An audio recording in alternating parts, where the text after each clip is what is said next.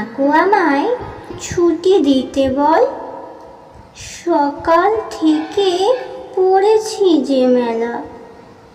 এখন আমি তোমার ঘরে বসে করবো শুধু পড়া পড়া খেলা।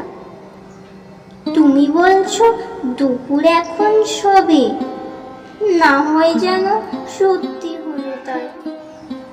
একদিনও কি দুপুর বেলা হলে বিকেল হলো মনে করতে নাই? আমি তো বেশ ভাবতে পারি মনে, সূর্যি ডুবে গেছি মাঠের শেষে।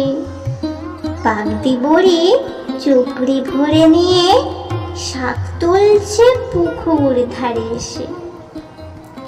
আধার হলো মাদার গাছের তলা, কালি হয়ে এলো দিঘির জল। হাটের থেকে সবাই এলো ফিরে, মাঠের থেকে এলো চাষির দল।